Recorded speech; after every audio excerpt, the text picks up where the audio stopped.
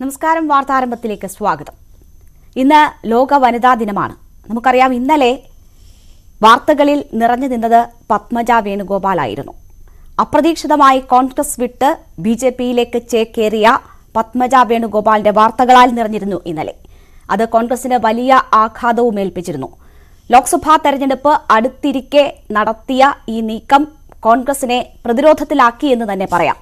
പക്ഷേ സ്ഥാനാർത്ഥി പ്രഖ്യാപനത്തിലൂടെ അതിന് മറുപടി നൽകാൻ കോൺഗ്രസ് തയ്യാറെടുത്തിരിക്കുന്നു.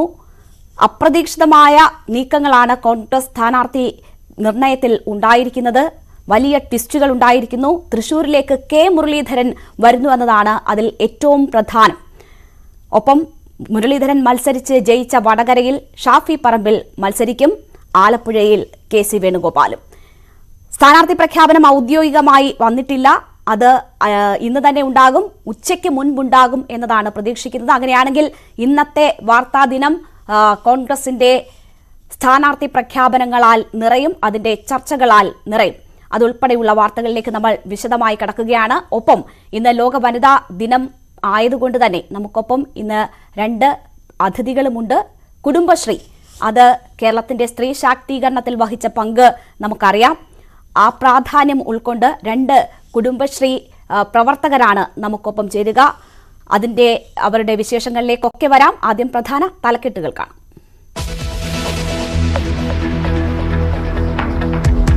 കോൺഗ്രസിന് സർപ്രൈസ് ലിസ്റ്റ്. തൃശൂരിൽ K മുരളീധരൻ മത്സരിക്കും. വയനാട്ടിൽ രാഹുൽ വരും. ആലപ്പുഴയിൽ KC വേണുഗോപാൽ. TN പ്രതാപൻ നിയമസഭയിലേക്ക് മത്സരിക്കും. പ്രഖ്യാപനം ഇന്ന്.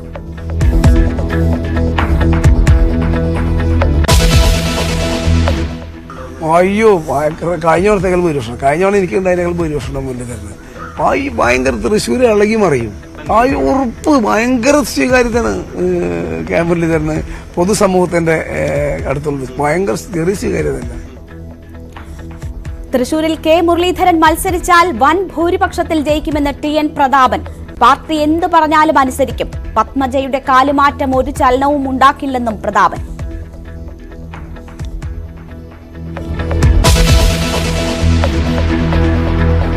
പത്മജ ഇന്ന് കേരളത്തിലെത്തും. തിരുവനന്തപുരത്ത് BJP പ്രവർത്തകർ സ്വീകരണം നൽകും. BJP ആസ്ഥാനത്ത് വാർത്താ സമ്മേളനം നടത്തും.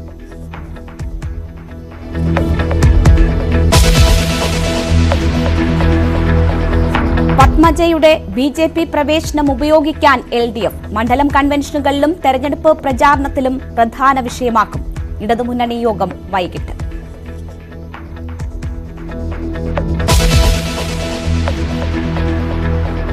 ഗാർഹിക സിലിണ്ടറിന് 100 രൂപ കുറച്ച് കേന്ദ്ര സർക്കാർ. തീരുമാനം രാജ്യാന്തര വനിതാ ദിനം പ്രമാണിച്ച്. ജനങ്ങളുടെ ഭാരം കുറയ്ക്കാനെന്ന് പ്രധാനമന്ത്രി.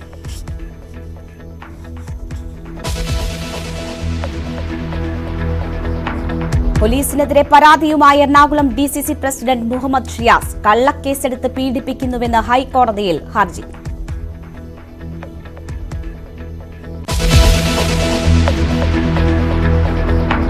മൂന്നാറിൽ ആക്രമണം തുടർന്ന് പടയപ്പ. വിനോദസഞ്ചാരികളുടെ കാർ തല്ലി തകർത്തു. വാഹനത്തിലുണ്ടായിരുന്നവർ ഓടി രക്ഷപ്പെട്ടു. കോഴിക്കോട് പെരുവണ്ണാമുഴിയിൽ പുലിയിറങ്ങി. 2 നായ്ക്കളെ ആക്രമിച്ചതായി നാട്ടുകാർ.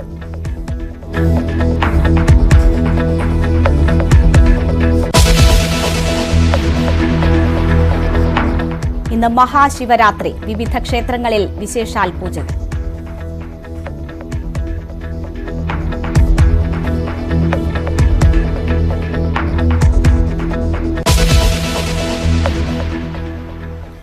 വാർത്തയിലേക്ക് വിശദമായി കടക്കുകയാണ്. ഇന്ന് കോൺഗ്രസിന്റെ സ്ഥാനാർത്ഥി പ്രഖ്യാപനമുണ്ടാകും. പത്മജ വേണുഗോപാൽ BJPയിൽ ചേർന്നതിനെ തുടർന്നുണ്ടായ പ്രതിസന്ധി മറികടക്കാൻ കോൺഗ്രസിന്റെ അപ്രതീക്ഷിത നീക്കമാണ് ഉണ്ടായിട്ടുള്ളത്. K കരുണാകരന്റെ തട്ടകമായി തൃശൂരിൽ K മുരളീധരൻ കോൺഗ്രസ് സ്ഥാനാർത്ഥിയാകും. മുരളീധരന്റെ സിറ്റിംഗ് സീറ്റായ വടകരയിൽ ഷാഫി പറമ്പിലിനാണ് സാധ്യത. രാഹുൽ ഗാന്ധി വയനാട്ടിൽ തന്നെ ജനവിധി തേടുമ്പോൾ ഒരിടവേളയ്ക്ക് ശേഷം KC വേണുഗോപാൽ ആലപ്പുഴയിൽ മടങ്ങിയെത്തിയേക്കും. സ്ഥാനാർത്ഥികളെ ഇന്ന് ഔദ്യോഗികമായി പ്രഖ്യാപിക്കും. വിവരങ്ങളുമായി ഞങ്ങളുടെ പ്രതിനിധികൾ ചേരുകയാണ്. VV അരുൺ തിരുവനന്തപുരത്ത് നിന്ന്, CV അനുമോദ് തൃശൂരിൽ നിന്ന്, MS അനീഷ് കുമാർ വടകരയിൽ നിന്ന്. ആദ്യം അരുണിലേക്ക്. അരുൺ, പത്മജ വേണുഗോപാലിന്റെ BJP-യിലേക്കുള്ള പോക്ക് കോൺഗ്രസിനെ സംബന്ധിച്ച് ഒരാഘാതമായിരുന്നു. അതിന് തൊട്ടു പിന്നാലെയാണ് വമ്പൻ ടിസ്റ്റുകളുമായി സ്ഥാനാർത്ഥി പട്ടിക തയ്യാറായിരിക്കുന്നത്. തൃശൂരിൽ കെ മുരളീധരൻ എത്തുന്നു എന്നത് തന്നെയാണ് ഏറ്റവും പ്രധാനം. BJP അവർക്ക് ഏറ്റവും സാധ്യത സംസ്ഥാനത്ത് കൽപ്പിക്കുന്ന ഒരു മണ്ഡലം കൂടിയാണ് അവിടം. കോൺഗ്രസിനെ സംബന്ധിച്ച് പുതിയ സ്ഥാനാർത്ഥി പട്ടിക അവർക്കെതിരായ ആരോപണങ്ങളും ആക്ഷേപങ്ങൾക്കും ഒക്കെയുള്ള ഒരു മറുപടി തന്നെയാകുമോ?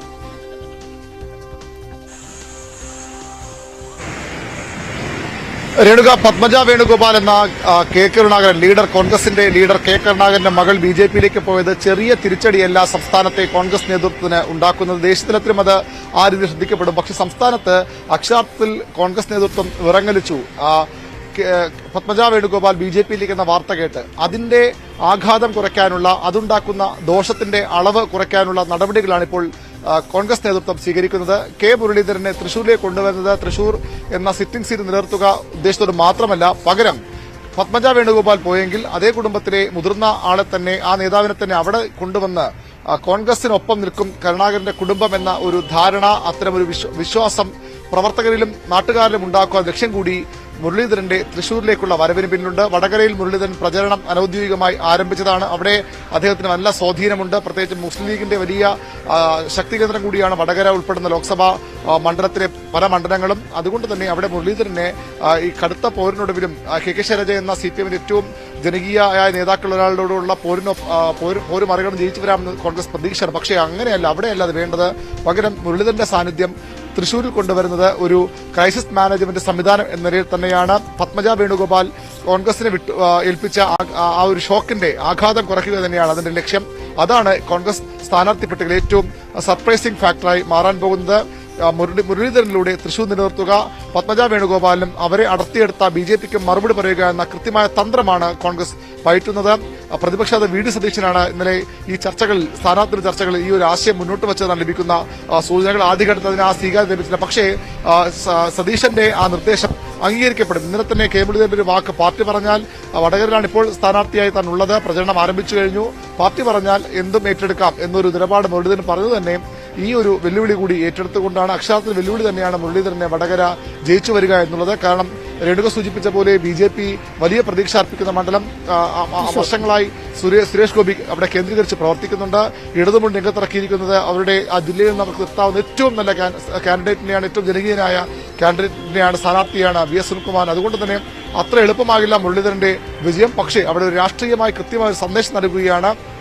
കെ കരുണാകരന്റെ മകളെ അടർത്തിയെടുത്താൽ അതേ കുടുംബത്തിൽ നാളെ അവരുടെ തട്ടകത്തിൽ ഇറക്കി മത്സരിക്കാൻ തയ്യാറാണ് കോൺഗ്രസ് എന്ന സൂചനയാണ്, ആ സന്ദേശമാണ് മുരളീധരന്റെ തൃശൂരിലെ സ്ഥാനാർത്ഥിയിലൂടെ കോൺഗ്രസ് നേതൃത്വം ഉദ്ദേശിക്കുന്നത്. ഇന്ന് തന്നെ സ്ഥാനാർത്ഥി പ്രഖ്യാപനവും ഉണ്ടാകും. അരുൺ, നമുക്കറിയാം കഴിഞ്ഞ ദിവസങ്ങളിലൊക്കെ കോൺഗ്രസിന്റെ സ്ഥാനാർത്ഥികൾ എവിടെ, എന്തുകൊണ്ട് പ്രഖ്യാപനം വൈകുന്നു എന്ന ചോദ്യങ്ങൾ വിവിധ കോണുകളിൽ നിന്ന് ഉയർന്നിരുന്നു. മാധ്യമങ്ങളിലൊക്കെ വലിയ ചർച്ചയുമായിരുന്നു.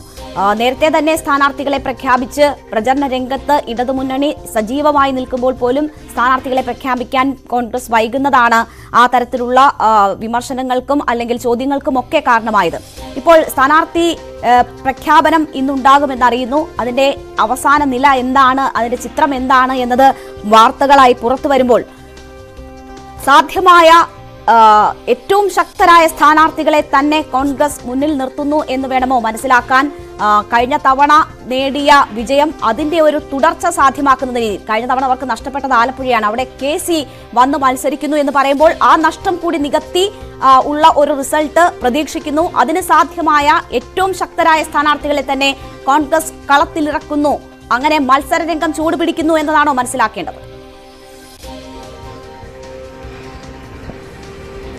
തീർച്ചയായും CPM-നെ പറ്റി പറയുമ്പോൾ നമ്മൾ പറയാറുള്ളതാണ് CPM-ന്റെ ഏറ്റവും വലിയ പ്രതീക്ഷ അല്ലെങ്കിൽ ഏക പ്രതീക്ഷ കേരളം എന്നുള്ളത്. പക്ഷേ കോൺഗ്രസിന് ഏക പ്രതീക്ഷ നമുക്ക് ആ രീതിയിൽ പറയാൻ കഴിയില്ലെങ്കിലും കോൺഗ്രസിന് ഏറ്റവും വലിയ പ്രതീക്ഷയുള്ള സംസ്ഥാനങ്ങളൊന്ന് കേരളം തന്നെയാണ്. 19 സീറ്റിന്റെ വലിയ ഒരു വിജയം കഴിഞ്ഞ ലോക്സഭാ തെരഞ്ഞെടുപ്പിലുണ്ടായി. അത്രത്തോളം എത്തിയില്ലെങ്കിലും അതിൽ ഒട്ടും കുറയാത്ത ഒരു വിജയം കോൺഗ്രസിന് ഇവിടെ അനിവാര്യമാണ്. ദേശീയതലത്തിൽ തന്നെ അവരുടെ പ്രസക്തി നിലനിർത്താൻ ആ ഒരു വിജയം അനിവാര്യമാണ്. അതുകൊണ്ട് തന്നെ ഏറ്റവും പ്രധാനപ്പെട്ട സ്ഥാനാർത്ഥികൾ തന്നെ കോൺഗ്രസ് രംഗത്തിറക്കും. ഏറ്റവും പ്രധാനപ്പെട്ട പേരുകാരൻ രാഹുൽ ഗാന്ധി എന്ന കോൺഗ്രസിന്റെ സമുന്നത നേതാവ് തന്നെയാകും. ഇടതുമുന്നണിയുമായി അല്ലെങ്കിൽ ഇന്ത്യ എന്ന സഖ്യത്തിന്റെ ഭാഗമായി മത്സരിക്കുമ്പോഴും കേരളത്തിൽ അങ്ങനെ CPI ദേശീയ നേതാവായ ആൻരാജ മത്സരിക്കുന്ന മണ്ഡലത്തിൽ വീണ്ടും പരസ്പര ഒരു മത്സരത്തിന് വഴിയൊരുക്കുന്നു എന്ന് വിമർശനമുണ്ടെങ്കിലും അവിടെ രാഹുൽ ഗാന്ധി തന്നെ മത്സരിക്കും.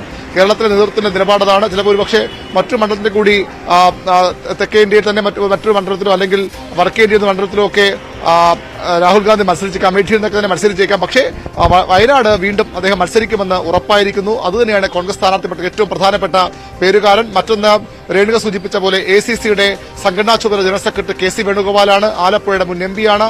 സംസ്ഥാനത്തെ ഏറ്റവും പ്രധാനപ്പെട്ട രാഷ്ട്രീയ നേതാക്കൾ ഒരാളാണ്. ഒരുപക്ഷെ ദേശീയതലത്തിന്റെ കോൺഗ്രസിന്റെ പ്രധാനപ്പെട്ട സംഭവവികാസങ്ങളെ അവരുടെ തന്ത്രങ്ങളൊക്കെ നിയന്ത്രിക്കുന്ന നേതാവാണ്. KC വേണുഗോപാൽ കൂടി ഇത്തവണ വരുന്നു. അദ്ദേഹം ആലപ്പുഴ എന്ന മണ്ഡലവുമായുള്ള ജില്ലയുമായുള്ള അതിന്റെ ആത്മബന്ധം കഴിഞ്ഞ ദിവസം വ്യക്തമാക്കിയതാണ്. KC വേണുഗോപാലും അതായത് CPMന്റെ ഏക സിറ്റിംഗ് സീറ്റ് ആലപ്പുഴ നിലനിർത്താൻ അവർ പാടുപെടുമ്പോൾ അവിടെ AM ആരിഫിനെ നേരിടാൻ വരുന്നത് കോൺഗ്രസിന്റെ ദേശീയതലത്തിലെ ഏറ്റവും പ്രധാനപ്പെട്ട നേതൃമുഖമായ KC വേണുഗോപാൽ ആകും. KPC അധ്യക്ഷൻ K സുധാകരൻ മത്സരിക്കുന്നതിനെ സംബന്ധിച്ച് പല ആശങ്കകൾ അനിശ്ചിതത്വമുണ്ടായിരുന്നു. പക്ഷേ K സുധാകരൻ ഒരു തവണ കൂടി കണ്ണൂരിൽ മത്സരിക്കും. ചില നിബന്ധനകളുടെ ഭാഗമായി അദ്ദേഹം മത്സരിക്കുന്ന സൂചനകളൊക്കെ പുറത്തെങ്കിൽ പോലും കണ്ണൂർ നിലനിർത്താൻ K സുധാകരൻ തന്നെ വേണമെന്ന നിലപാട് സംസ്ഥാന നേതൃത്വം സ്വീകരിക്കുകയായിരുന്നു. അങ്ങനെ K സുധാകരൻ അവിടെ നിന്ന് മത്സരിക്കും. തിരുവനന്തപുരത്ത് ശശി തരൂർ തന്നെ വീണ്ടും സ്ഥാനാർത്ഥിയാകും. മറ്റു പേര് കോൺഗ്രസിനെ ചിന്തിക്കാൻ പോലും കഴിയില്ല. തിരുവനന്തപുരം മണ്ഡലത്തിൽ ആറ്റിങ്ങൽ എന്ന ഇടത് കോട്ട CPM കോട്ട പിടിച്ചെടുത്ത അടൂർ പ്രകാശ് വീണ്ടും സ്ഥാനാർത്ഥിയാകും. കൊല്ലത്ത് പ്രേമചന്ദ്രൻ നേരത്തെ സ്ഥാനാർത്ഥി പ്രഖ്യാപിച്ചതാണ്. മാവേലിക്കരയിൽ കൊടിക്കുന്ന് സുരേഷ് അദ്ദേഹത്തിന്റെ കാര്യത്തിലും ഒരുപക്ഷെ കനകോലുവിന്റെയൊക്കെ റിപ്പോർട്ടിലുമൊക്കെ മാവേലിക്കര നഷ്ടപ്പെടാനിടയുന്ന സൂചന ഉണ്ടായിരുന്നു. പക്ഷേ അതൊക്കെ മാറ്റിവെച്ചുകൊണ്ട് ഒരു അവസരം കൂടി കൊടിക്കുന്ന് സുരേഷ് എന്ന ദേശീയതലത്തിൽ തന്നെ കോൺഗ്രസിന്റെ ശ്രദ്ധേയനായ നേതാവിന് കോൺഗ്രസ് അവസരം നൽകുകയാണ്. കോട്ടയത്തെ കേരള കോൺഗ്രസ് ാണ് സീറ്റ്. എറണാകുളം എത്തുമ്പോൾ അവിടെ ഹൈബി ഈഡൻ വലിയ ഭൂരിപക്ഷത്തോടെ വിജയിച്ച അവിടുത്തെ യുവ നേതാവ് ഹൈബി ഈഡൻ വീണ്ടും മത്സരിക്കുമെന്ന് ഉറപ്പായിരിക്കുന്നു. തൃശൂരിൽ സ്വാഭാവികമായും K മുരളീധരൻ എന്ന ഏറ്റവും അധികം ഹൃദയബന്ധമുള്ള ഒരു കുടുംബ വേരുകളുള്ള K കരുണാകരൻ നേതാവിന് എക്കാലത്തും പ്രിയപ്പെട്ട ഇടമായ അതേ തട്ടകമായ തൃശൂരിലേക്ക് അദ്ദേഹത്തിന്റെ മകൻ, അതും അദ്ദേഹത്തിന്റെ കുടുംബവും കോൺഗ്രസും വലിയൊരു പ്രതിസന്ധിയിലൂടെ പത്മജ വേണുഗോപാൽ എന്ന ലീഡറുടെ പ്രിയ പുത്രി BJPയിലേക്ക് പോയ ആഘാതത്തിൽ നിന്ന് മറികടക്കാൻ വീണ്ടും K മുരളീധരൻ എന്ന അദ്ദേഹത്തിന്റെ പുത്രനെ തന്നെ രംഗത്തിറക്കുകയാണ് കോൺഗ്രസ്. തൃശൂരിൽ അങ്ങനെ K മുരളീധരൻ മത്സരിക്കും. ആലത്തൂരിൽ സിറ്റിംഗ് MP CPMന്റെ മറ്റൊരു കോട്ടയാണ് കഴിഞ്ഞ തവണ അവർക്ക് നഷ്ടപ്പെട്ടത് ആലത്തൂർ. അവിടെ സിറ്റിംഗ് MP രമ്യ ഹരിദാസ് മത്സരിക്കും. പാലക്കാട് VK ശ്രീകണ്ഠൻ എന്ന സിറ്റിംഗ് MP തന്നെ വീണ്ടും കോൺഗ്രസിന് വേണ്ടി ജനവിധി തേടും. കോഴിക്കോട് ജനകീയനായ MP MK രാഘവൻ വീണ്ടും മത്സരിക്കും. വടകരയിൽ ഷാഫി പറമ്പിൽ യുവ നേതാവിലൂടെ അതാണ് ഏറ്റവും പ്രധാനപ്പെട്ട ഒരു നീക്കമായി. മുരളീധരൻ മാറുമ്പോൾ അവിടെ ആര് മത്സരിക്കണമെന്ന ചർച്ചകൾ സജീവമാകുമ്പോൾ അവിടെ ഉയർന്നു കേട്ട അല്ലെങ്കിൽ നേതൃത്വം മുന്നോട്ട് വെക്കുന്ന പേര് ഷാഫി പറമ്പിൽ എന്ന യുവ നേതാവിന്റെയാണ്. നമുക്കറിയാം ഷാഫി യൂത്ത് KSU സംസ്ഥാന തൃശ്ശൂരും വടകരയും തന്നെയാണ് ഏറ്റവും ശ്രദ്ധേയമായ മണ്ഡലങ്ങളായി മാറുന്നത്. അരുണിലേക്ക് ഞാൻ തിരിച്ചെത്താം. നമുക്ക് CB അനുമോദ് തൃശ്ശൂരിലെ വിവരങ്ങളുമായി നമുക്കൊപ്പം ചേരുന്നുണ്ട്. അനുമോദ്, നേമത്ത് ഒരു പ്രതിസന്ധി ഘട്ടത്തിൽ സർപ്രൈസ് സ്ഥാനാർത്ഥിയായി V മുരളീധരൻ എത്തി. അത് സംഘപരിവാറിനും BJPക്കും ഒപ്പം തന്നെ ഇടതുപക്ഷത്തിനും ഒക്കെയുള്ള ഒരു സർപ്രൈസും മറുപടിയുമായിരുന്നു. ഇതിപ്പോൾ മറ്റൊരു പ്രതിസന്ധി ഘട്ടത്തിൽ പാർട്ടിയെ സഹായിക്കാൻ അല്ലെങ്കിൽ ആ ഉത്തരവാദിത്തം ഏറ്റെടുത്തുകൊണ്ട് K മുരളീധരൻ തൃശ്ശൂരിലേക്ക് എത്തുകയാണ്. അവിടെ BJP ഏറ്റവും സാധ്യത കൽപ്പിക്കുന്ന ഒരു മണ്ഡലമാണ്. കഴിഞ്ഞ നിയമസഭാ തെരഞ്ഞെടുപ്പിലെ പരാജയത്തിന് ശേഷം പോലും അവിടെ തുടർന്ന് പ്രവർത്തനങ്ങളിലായിരുന്നു സുരേഷ് ഗോപി. അദ്ദേഹം പ്രചരണവും ആരംഭിച്ചു കഴിഞ്ഞിരിക്കുന്നു. അവിടേക്ക് K മുരളീധരൻ എത്തുമ്പോൾ മണ്ഡലത്തിലെ മത്സര ചിത്രം എങ്ങനെ മാറും?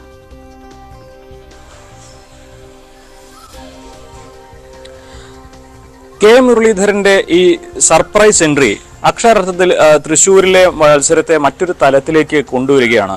കഴിഞ്ഞ ദിവസം നമ്മൾ തൃശ്ശൂരിലെ സ്ഥാനാർത്ഥികളുമായിട്ടും അതേപോലെ ഈ പാർട്ടി പ്രവർത്തകരുമായി സംസാരിക്കുമ്പോൾ അവർക്കെല്ലാം തന്നെ TN പ്രതാപനാണ് മത്സരത്തിൽ എങ്കിൽ അത് നേരിടാനുള്ള മുന്നൊരുക്കങ്ങളെല്ലാം ചെയ്തു കഴിഞ്ഞിരിക്കുന്നു, അത് ഒരു വെല്ലുവിളിയാകില്ല എന്ന വിലയിരുത്തലാണ് BJP കേന്ദ്രങ്ങളിൽ നിന്നെല്ലാം വന്നത്. പക്ഷേ ആ ഒരു സ്ഥാനത്തേക്ക് ഇനി K മുരളീധരൻ എത്തുമ്പോൾ സ്വാഭാവികമായിട്ടും അത് പാർട്ടിയെ സംബന്ധിച്ച് പ്രത്യേകിച്ച് BJPയെ സംബന്ധിച്ച് വലിയ വെല്ലുവിളി തന്നെയാകും ഉണ്ടാക്കുക എന്ന കാര്യത്തിൽ സംശയമില്ല. രണ്ട് പ്രധാനപ്പെട്ട കാര്യങ്ങളാണ് ഉള്ളത്. ഒന്ന്, K മുരളീധരൻ കെ കരുണാകരന്റെ തട്ടകത്തിൽ, അതായത് പത്മജ BJP-യിലേക്ക് പോയതിന്റെ ആഘാതം മറികടക്കുവാൻ കോൺഗ്രസ് നടത്തുന്ന ഒരു മാസ്റ്റർ സ്ട്രോക്ക് ആയിട്ടാണ് മുരളീധരന്റെ വരവ്. അത് അക്ഷരാർത്ഥത്തിൽ BJP കേന്ദ്രങ്ങളെയും ഇടതുപക്ഷ കേന്ദ്രങ്ങളെയും ഞെട്ടിക്കുന്ന ഒരു കാര്യം തന്നെയാണ്. അപ്പോൾ കെ മുരളീധരൻ കരുണാകരന്റെ തട്ടകത്തിൽ മത്സരിക്കുമ്പോൾ സ്വാഭാവികമായിട്ടും ഉണ്ടാകുന്ന ഒരു വികാരമുണ്ട്. പത്മജ BJP-ക്ക് വേണ്ടി പ്രചാരണത്തിൽ ഇറങ്ങിയാൽ പോലും അതിനെ മറികടക്കുവാനും അതുപോലെ തന്നെ വോട്ട് ബാങ്ക് ഉറപ്പിച്ചു നിർത്തുവാനും കെ മുരളീധരന്റെ സാന്നിധ്യം കൊണ്ട് സാധിക്കുന്നു. രണ്ടാമതായിട്ട് TN പ്രതാപൻ മത്സരരംഗത്ത് ഉണ്ടാകും എന്ന് തന്നെയായിരുന്നു കരുതിയിരുന്നത്. അദ്ദേഹം 300-ലധികം കിലോമീറ്റർ പദയാത്ര നടത്തി, അദ്ദേഹത്തിന് വേണ്ടി ചുവരെഴുത്ത് തുടങ്ങി, പോസ്റ്ററുകൾ അടിച്ചു, വോട്ടഭ്യർത്ഥിച്ചു തുടങ്ങി. ഇങ്ങനെയെല്ലാം തന്നെ TN പ്രതാപൻ മത്സരരംഗത്ത് ഉറപ്പിച്ച ഘട്ടത്തിലാണ് പത്മജയുടെ ചുവടുമാറ്റവും അതേ തുടർന്നുണ്ടാകുന്ന ട്വിസ്റ്റും. ഇതിൽ തന്നെ TN പ്രതാപനാണ് നിലവിൽ സ്ഥാനാർത്ഥിയെങ്കിൽ TN പ്രതാപനെതിരെയുള്ള പ്രചാരണമൊക്കെ തന്നെ ഇടതുപക്ഷവും BJP-യും ശക്തമായിട്ട് രംഗത്തിറക്കിയിട്ടുണ്ട്. കഴിഞ്ഞ ദിവസമൊക്കെ നമ്മൾ അവരുടെ പ്രചാരണത്തിൻ്റെ കൂടെ അവരോട് സഞ്ചരിക്കുമ്പോൾ തന്നെ അവർ മുഖ്യമായിട്ടും ജനങ്ങളോട് വിശദീകരിക്കുന്നത് TN പ്രതാപൻ MP എന്ന നിലയിൽ ഒന്നും ചെയ്തിട്ടില്ല എന്ന തരത്തിലുള്ള വിമർശനങ്ങളാണ്. ഇനിയിപ്പോൾ മുരളീധരൻ വരുമ്പോൾ പ്രചാരണത്തിൻ്റെ ശൈലി മാറ്റേണ്ടി വരും. മാത്രമല്ല, നമുക്കറിയാം നിലവിലെ സാഹചര്യത്തിൽ കെ മുരളീധരൻ TN പ്രതാപനേക്കാൾ ഇമ്പാക്റ്റ് തൃശ്ശൂരിൽ ഉണ്ടാക്കുമെന്നൊരു വിലയിരുത്തലാണ് പൊതുവേ ഉള്ളത്. അതുകൊണ്ട് തന്നെ BJP-യെ സംബന്ധിച്ച് ഇത് കാര്യങ്ങൾ അത്ര എളുപ്പമാകില്ല. നേരത്തെ തന്നെ ഉണ്ടായിരുന്ന ഒരു നിയമത്തിൽ നമ്മൾ കണ്ടതാണ്, മുരളീധരൻ എത്തിയപ്പോൾ അവിടെ വോട്ടിങ്ങിലുണ്ടായ ഷിഫ്റ്റ്. സ്വാഭാവികമായിട്ടും തൃശ്ശൂരിലും അതേപോലെ തന്നെ ഒരു ഷിഫ്റ്റ് ഉണ്ടാകും. കോൺഗ്രസ് വോട്ടുകൾ ചോരാതെ ഇരിക്കുമെന്ന് വേണം കരുതാൻ. അങ്ങനെയാണെങ്കിൽ തന്നെ അത് ഇടതുപക്ഷത്തിനും കോൺഗ്രസിനും ഒരു നേർക്കുനേർ പോരാട്ടമാകും. BJP-യുടെ ഒരു പോരാട്ടം കെ മുരളീധരൻ വരുമ്പോൾ കടുക്കുക മാത്രമല്ല, നേരത്തെ സൂചിപ്പിച്ചതുപോലെ മുൻപ് കോൺഗ്രസും BJP-യും തമ്മിലുള്ള പോരാട്ടം എന്നതിനപ്പുറത്തേക്ക് കോൺഗ്രസും ഇടതുപക്ഷവും തമ്മിലുള്ള പോരാട്ടം എന്ന നിലയിലേക്കാവും തൃശ്ശൂരിലെ സാഹചര്യങ്ങൾ മാറുക. കാരണം മത്സരിക്കുന്നത് കെ മുരളീധരൻ ആയതുകൊണ്ട് തന്നെ കോൺഗ്രസിൻ്റെ താഴെ തലം മുതൽ മുകൾ തട്ട് വരെ ഒരേപോലെ തന്നെ അതിനുവേണ്ടി ഇറങ്ങും. കാരണം അതൊരു അഭിമാന പോരാട്ടമാണ് ഇത്തവണ ഉള്ളത്. പാർലമെന്റ് മണ്ഡലം നിലനിർത്തുക എന്നത്, അതിനപ്പുറത്തേക്ക് പത്മജ പോയാലും കോൺഗ്രസിന് തൃശ്ശൂരിൽ ഒന്നും സംഭവിക്കില്ല എന്നൊരു മെസ്സേജ് അത് പങ്കുവെക്കണമെങ്കിൽ അവിടെ മികച്ച ഒരു വിജയം നേടേണ്ടതുണ്ട്. സ്വാഭാവികമായിട്ടും മുരളീധരന്റെ ഒരു പാരമ്പര്യം, അദ്ദേഹത്തിന്റെ ശൈലി, ഇതെല്ലാം തന്നെ BJP-യെ സംബന്ധിച്ച് തൃശ്ശൂരിൽ വലിയ വെല്ലുവിളിയാകും ഉയർത്തുക. സാമുദായികമായിട്ടുള്ള കണക്കൂട്ടലിലും അത് BJP-ക്ക് തിരിച്ചടി നൽകുന്ന ഒരു ഘടകം തന്നെയാണ്. അതുകൊണ്ട് തന്നെ കെ മുരളീധരന്റെ സർപ്രൈസ് എൻട്രി തീർച്ചയായിട്ടും തൃശ്ശൂരിലെ മത്സരം കൂടുതൽ കനത്തതാക്കുമെന്ന കാര്യത്തിൽ സംശയമില്ല. ഇത് നിലവിലെ സാഹചര്യത്തിൽ TN പ്രതാപന് വേണ്ടി നടത്തിയ പ്രവർത്തനങ്ങളൊക്കെ വ്യക്തിപരമായിട്ട് TN പ്രതാപന് ഒരുപാട് വിഷമങ്ങളും ബുദ്ധിമുട്ടുകളൊക്കെ ഈ ഒരു സാഹചര്യത്തിൽ ഉണ്ടാകും. മാത്രമല്ല, സാമ്പത്തികമായി കൂടി വലിയ നഷ്ടം എന്ന കണക്കുകളായിരുന്നു വരുന്നത്. 3 ലക്ഷം പോസ്റ്ററുകൾ അച്ചടിച്ചു കഴിഞ്ഞിരിക്കുന്നു. പ്രചരണം ഔദ്യോഗികമായി സ്ഥാനാർത്ഥിയെ പ്രഖ്യാപിക്കുമ്പോൾ തന്നെ ആദ്യം തന്നെ പ്രചരണം തുടങ്ങിയ ഒരു മണ്ഡലം കൂടിയാണ് അനുമോദ് തൃശ്ശൂർ. അപ്പോൾ ഇനി ഒന്നേന്ന് പരിപാടികൾ തുടങ്ങേണ്ടുന്ന സാഹചര്യമാണ്. വലിയ സാമ്പത്തിക നഷ്ടവും ഈ ട്വിസ്റ്റ് ഉണ്ടാക്കിയിട്ടുണ്ട് അല്ലേ?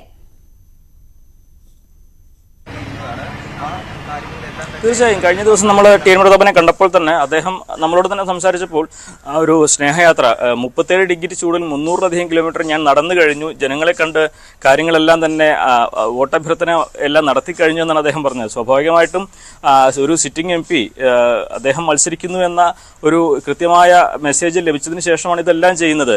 നമ്മൾ പോകുന്ന വഴിയെല്ലാം TN പ്രതാപന് വേണ്ടി ചുവരെഴുത്ത് കാണാൻ സാധിക്കുന്നുണ്ട്. പോസ്റ്ററുകൾ, ഫ്ലക്സുകൾ എല്ലാം കഴിഞ്ഞു. വലിയ ഒരു ഇൻവെസ്റ്റ്മെന്റ് ആദ്യഘട്ടത്തിൽ തന്നെ ഉണ്ടായിട്ടുണ്ട്. പക്ഷേ ഈ പത്മജയുടെ ചുവടുമാറ്റമാണ് ഇവിടെ യഥാർത്ഥത്തിൽ ഒരു പ്രതിസന്ധി ഉണ്ടാക്കിയിരിക്കുന്നത്. എന്താണെങ്കിലും ഇപ്പോഴുണ്ടായ ഈ നഷ്ടത്തെക്കാൾ വലുതാകും ഒരുപക്ഷെ ഈ തീരുമാനം എടുത്തില്ലെങ്കിൽ ഉണ്ടാകുന്ന നഷ്ടമെന്ന് കോൺഗ്രസ് കരുതി കാണണം.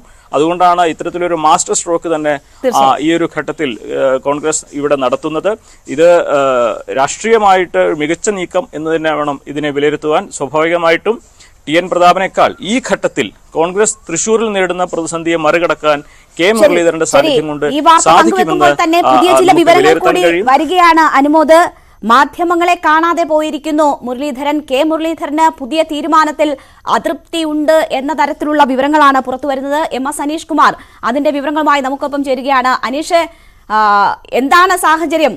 വലിയ ഒരു ദൗത്യം കെ മുരളീധരൻ ഏറ്റെടുത്തിരിക്കുന്നു എന്ന തരത്തിൽ വാർത്തകൾ വരുമ്പോൾ അദ്ദേഹം മാധ്യമങ്ങളിൽ നിന്ന് അകലം പാലിക്കുന്നത് എന്തിന്റെ സൂചനയാണ്?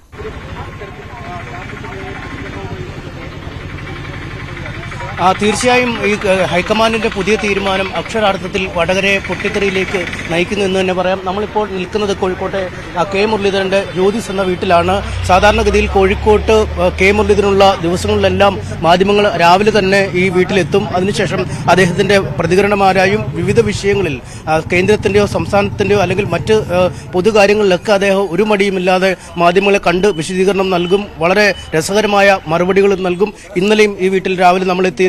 സഹോദരി പത്മജ വേണുഗോപാൽ BJP-യിലേക്ക് പോകാനുള്ള തീരുമാനത്തിൽ ഏറെ വൈകാരികമായ പ്രതികരണം നടത്തിയതാണ് അദ്ദേഹം. പക്ഷേ ഇന്ന് രാവിലെ തന്നെ മാധ്യമങ്ങൾ ഇവിടെ എത്തിയെങ്കിലും അദ്ദേഹം മാധ്യമങ്ങളെ കാണാൻ കൂട്ടാക്കുന്നില്ല എന്നാണ് അറിയിച്ചത്. തൽക്കാലം ഈ വിഷയത്തിൽ പ്രതികരിക്കുന്നില്ല എന്ന് അറിയിച്ചിരുന്നു. സാധാരണഗതിയിൽ നമ്മൾ ഈ വീടിനകത്ത് നിന്നാണ് അദ്ദേഹത്തിന്റെ പ്രതികരണങ്ങൾ എടുക്കാറെങ്കിൽ ഇത്തവണ പുറത്തേക്ക് ഇറങ്ങൂ എന്ന് ഓഫീസ് ജീവനക്കാരൻ നമ്മളോട് പറയുന്ന അവസ്ഥയിലേക്ക് കാര്യങ്ങൾ എത്തി.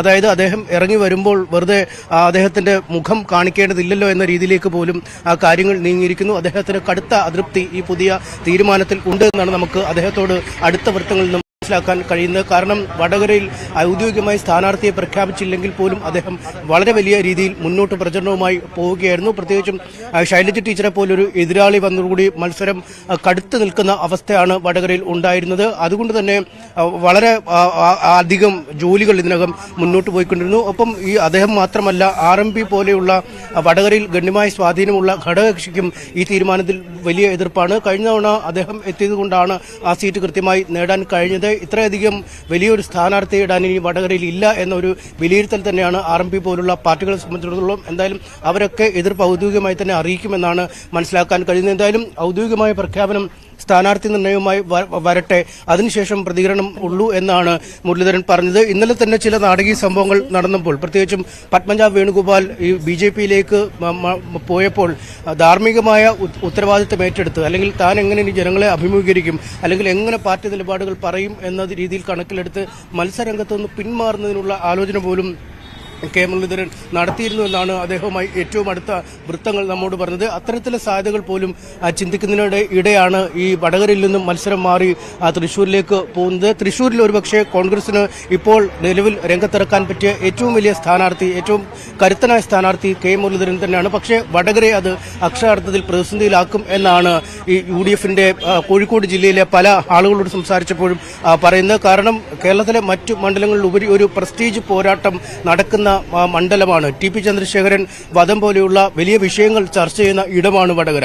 അത്തരം ഒരിടത്തു നിന്നും ഈ കെ മുരളീധരനെ പോലൊരു സ്ഥാനാർത്ഥി പിൻവാങ്ങുമ്പോൾ അവിടെ ശൈലജ ടീച്ചർക്ക് വിജയമുണ്ടായാൽ അത് പുറത്തേക്ക് നൽകുന്ന ആ സന്ദേശം അങ്ങേയറ്റം മോശമായിരിക്കും എന്നാണ് അവർ പറയുന്നത്. കാരണം അക്രമ രാഷ്ട്രീയത്തിനെതിരായ വിധിയെഴുത്ത് എന്ന രീതിയിലാണ് വടകരയിലെ മത്സരങ്ങളെ, കഴിഞ്ഞ ഏതാനും മത്സരങ്ങളെ ജനം വിലയിരുത്തുന്നത്, UDF വിലയിരുത്തുന്നത്. അതുകൊണ്ട് അത്തരത്തിലൊരു കേന്ദ്രത്തിലൊരു വലിയ വിജയം ശൈലജ ടീച്ചർക്ക് നേടാൻ കഴിഞ്ഞാൽ അതുമായി ഇതുവരെ ഉയർത്തിക്കൊണ്ടുവന്ന വിഷയങ്ങളൊക്കെ അപ്രസക്തമാവുന്ന ഒരു സാഹചര്യത്തിലേക്ക് കാര്യങ്ങൾ നീങ്ങും. പ്രത്യേകിച്ചും ഈ TP ചന്ദ്രശേഖരൻ വധക്കേസിലെ പ്രതികളുടെ ശിക്ഷ ശരിവെക്കുന്നു, ശിക്ഷ വർദ്ധിപ്പിക്കുന്ന അങ്ങനെയൊക്കെയുള്ള സാഹചര്യങ്ങൾ ഉണ്ടാകുമ്പോൾ പോലും ഷാഫി പറമ്പിൽ എന്ന സ്ഥാനാർത്ഥി അങ്ങനെ ഒരു ഏതെങ്കിലും തരത്തിൽ വിജയസാധ്യതയില്ലാത്ത അല്ലെങ്കിൽ കുറഞ്ഞ സ്ഥാനാർത്ഥി എന്ന നിലയിൽ കാണേണ്ടതുണ്ടോ? MLA എന്ന നിലയിലുള്ള പെർഫോമൻസ് ഉണ്ട്, ഒപ്പം തന്നെ സാമുദായിക സമവാക്യങ്ങൾ ഒക്കെ കൂടി ചേർന്ന ഒരു സ്ഥാനാർത്ഥിയാണ് അവിടേക്ക് വരുന്നത്. അപ്പോൾ ഇനി പ്രചരണ രംഗത്ത് കുറേയധികം സമയം ബാക്കിയുണ്ട് എന്ന സാഹചര്യം ഒക്കെ നോക്കുമ്പോൾ അങ്ങനെ ഒരു ആശങ്കയ്ക്കോ അല്ലെങ്കിൽ അത്തരമൊരു സാഹചര്യങ്ങളിലേക്കോ ചർച്ചകൾ എത്തുമോ? തീർച്ചയായും പരസ്യമായി ഇത്തരം പ്രതികരണങ്ങൾ പറയുന്നില്ലെങ്കിലും ഈ കെ മുരളീധരന്റെ പോലെ കരുത്തുള്ള, അതായത് കേരളത്തിലെ ഒന്നാം നിരയിൽ നിർത്താൻ കഴിയുന്ന ഒരു നേതാവ് തന്നെയാണ് കഴിഞ്ഞ ദിവസം വടകര കോട്ട പിടിച്ചെടുത്തത്. അവിടെ ഇപ്പോൾ KK ശൈലജ പ്രചാരണത്തിൽ ഒരുപാട് മുന്നോട്ട് പോയ ഒരു സാഹചര്യമുണ്ട്. ഏതാണ്ട് മണ്ഡലത്തിലെ എല്ലാ ഇടങ്ങളിലും അവർ പ്രചരണം നടത്തി കഴിഞ്ഞിരിക്കുന്നു. ഒപ്പം കെ മുരളീധരനും സ്ഥാനാർത്ഥിയായെന്ന രീതിയിലില്ലെങ്കിൽ പോലും വലിയ തോതിൽ അവിടെ പ്രചരണം നടത്തി കഴിഞ്ഞ ഒരു സാഹചര്യമുണ്ട്. ഒരു ആശയക്കുഴപ്പം വോട്ടർമാരിൽ എത്തിക്കുമെന്നാണ് അവർ കരുതുന്നത്. പറയുന്നത്. എന്തായാലും UDF അങ്ങനെ ഒരു തീരുമാനമെടുത്താൽ പരസ്യമായ ഒരു കലാപത്തിലേക്കൊന്നും വടകരയിൽ നീങ്ങാൻ സാധ്യത ഉണ്ട് എന്ന് കരുതാൻ കഴിയില്ല. കാരണം ഈ പത്മജ പോയ ഒരു ശൂന്യത തൃശ്ശൂരിലുണ്ട്. ആ തൃശ്ശൂരിൽ കരുണാകരന്റെ കുടുംബം തന്നെ തൃശ്ശൂരിനൊപ്പമുണ്ട് എന്ന് തെളിയിക്കാനുള്ളൊരു ബാധ്യത കോൺഗ്രസിനുണ്ട്. നേരിട്ട് അദ്ദേഹം പോയി മണ്ഡലം പിടിക്കാൻ അദ്ദേഹത്തിനും വിരോധമുണ്ടാവില്ല. കാരണം നമുക്കറിയാം, കഴിഞ്ഞ തവണ വട്ടിയൂർക്കാവിൽ നിന്നാണ് അദ്ദേഹം നേരിട്ട് വടകരയിലേക്ക് എത്തിയത്. കാരണം പാർട്ടി ഒരു ചുമതല നൽകിയപ്പോൾ ആ ചുമതല അക്ഷരം പ്രതി അനുസരിക്കുകയും വടകരയിലെത്തി ആ കോട്ട പിടിച്ചടക്കുകയും ചെയ്ത ആ ചരിത്രം തന്നെയാണ് കെ മുരളീധരനുള്ളത്. എന്തായാലും ആ ചരിത്രത്തിൽ വലിയ മാറ്റം വരില്ല എന്നൊക്കെ കോൺഗ്രസ് ക്യാമ്പിൽ വലിയ ആത്മവിശ്വാസം ഉണ്ടെങ്കിൽ പോലും വടകരയിലെ ഈ അവസാനവട്ട മാറ്റം വലിയ സാമുദായിക പുതിയ തീരുമാനത്തിൽ പെട്ടെന്നുണ്ടായ ഈ മാറ്റത്തിൽ അതൃപ്തി ഉണ്ട് എന്ന തരത്തിലുള്ള വാർത്തകൾ കൂടിയുണ്ട്. നേരത്തെ സൂചിപ്പിച്ചതുപോലെ TP കേസിന്റെ ഇപ്പോഴത്തെ സാഹചര്യം, ആ സാഹചര്യത്തിൽ ഒരു വിജയം അനിവാര്യം ആകുന്നതൊക്കെ RMPയെ സംബന്ധിച്ചും വളരെ പ്രധാനപ്പെട്ടതാണ്. അവിടെ ഈ RMPയുടെ അതൃപ്തിക്കുള്ള കാരണങ്ങൾ എന്താണ്? ഏതെങ്കിലും തരത്തിൽ അത് പരസ്യമായി അവർ പ്രകടിപ്പിച്ചിട്ടുണ്ടോ?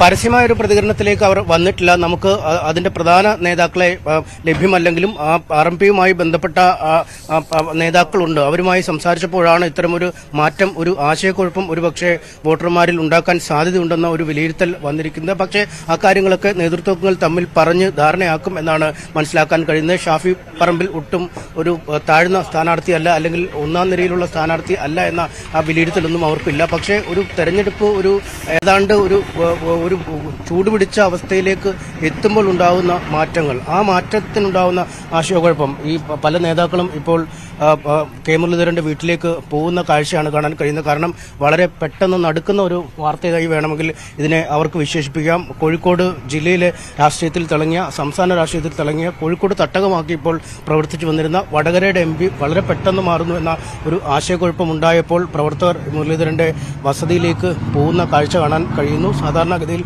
അദ്ദേഹം രാവിലെ ഇവിടെ നിന്ന് ഇറങ്ങിയാണ് വടകരയ്ക്കൊക്കെ പോകാറുണ്ട്. പ്രവർത്തകർ അങ്ങോട്ട് നടന്നു നീങ്ങി അദ്ദേഹത്തിന്റെ അടുത്തേക്ക് പോകുന്ന കാഴ്ചകളൊക്കെ നമുക്ക് കാണാൻ കഴിയും. പെട്ടെന്നൊരു ഞെട്ടിക്കുന്ന വാർത്ത എന്ന രീതിയിൽ തന്നെയാണ് ഈ വാർത്ത വടകരക്കാരും കോഴിക്കോടുകാരും കാണുന്നത്. പക്ഷേ അടുത്ത മണിക്കൂറുകളിൽ കോൺഗ്രസിന്റെ ഔദ്യോഗികമായ തീരുമാനം എത്തുമ്പോൾ അത് ഉൾക്കൊള്ളുമെന്നൊരു പ്രതീക്ഷ തന്നെയുണ്ട്. കെ മുരളീധരനെ സംബന്ധിച്ചിടത്തോളം അദ്ദേഹം ഏത് സ്ഥലത്ത് മത്സരിക്കാൻ പറഞ്ഞാലും പൂർണ്ണ സമ്മതത്തോടുകൂടി മത്സരിക്കുന്ന ഒരു സ്ഥാനാർത്ഥിയാണ്. എന്നും പോരാട്ടങ്ങൾ നടത്തി വിജയിച്ച ചരിത്രമാണ് സമീപകാലത്ത് അദ്ദേഹത്തിന് ഉള്ളത്. എന്തായാലും ആ ഒരു ചരിത്രം ആവർത്തിക്കുമെന്ന പ്രതീക്ഷയിൽ തീർച്ചയായും എന്തായാലും ഒരു സർപ്രൈസ് സ്ഥാനാർത്ഥി തന്നെയാണ് വടകരയിലും എത്തുന്നത്. നമുക്കറിയാം, പത്മജയുടെ പാർട്ടി മാറ്റമാണ് ഇത്തരം ഒരു അഴിച്ചുപണിയിലേക്ക് കോൺഗ്രസ് നേതൃത്വത്തെ കൊണ്ട് എത്തിച്ചിരിക്കുന്നത്. ഇന്നലെ BJP ആസ്ഥാനത്തെത്തി BJP അംഗത്വം സ്വീകരിച്ച പത്മജ വേണുഗോപാൽ ഇന്ന് കേരളത്തിൽ തിരിച്ചെത്തുകയാണ്. തിരുവനന്തപുരത്താണ് പത്മജ എത്തുക. വിമാനത്താവളത്തിൽ പ്രവർത്തകർ പത്മജയ്ക്ക് വലിയ സ്വീകരണം ഒരുക്കിയിട്ടുണ്ട്. BJP പ്രവർത്തകർ. VV അരുൺ അതിന്റെ വിവരങ്ങളുമായി നമുക്കൊപ്പം ചേരുന്നുണ്ട്. അരുൺ, ഇന്നും പത്മജ തന്നെ വാർത്തകളിൽ നിറയാനുള്ള സാഹചര്യമാണോ ഉള്ളത്? ഇന്നലെ ഒരുപാട് ചോദ്യങ്ങൾക്ക് മറുപടി പറയാൻ പത്മജയ്ക്കുണ്ടായിരുന്നുവെങ്കിലും BJP നേതൃത്വം അതിന് സന്നദ്ധമായിരുന്നില്ല. മറ്റൊരു വാർത്താ സമ്മേളനം അല്ലെങ്കിൽ കൂടുതൽ കാര്യങ്ങൾ പിന്നീട് അറിയിക്കാം എന്നൊരു നിലപാടാണ് അവർ എടുത്തത്. വ്യക്തിപരമായ അധിക്ഷേപം ഉൾപ്പെടെയുള്ള കാര്യങ്ങൾ കോൺഗ്രസിൽ നിന്ന് നേരിട്ട ഒരു സാഹചര്യം പത്മജയെ സംബന്ധിച്ചുണ്ട്. അപ്പോൾ കൃത്യമായി ഓരോന്നിനും മറുപടി പറയുക എന്നതായിരിക്കുമോ പത്മജ ലക്ഷ്യമിടുക? അങ്ങനെ ഒരു വിശദമായ വാർത്താ സമ്മേളനം നമുക്കിന്ന് പ്രതീക്ഷിക്കാമോ?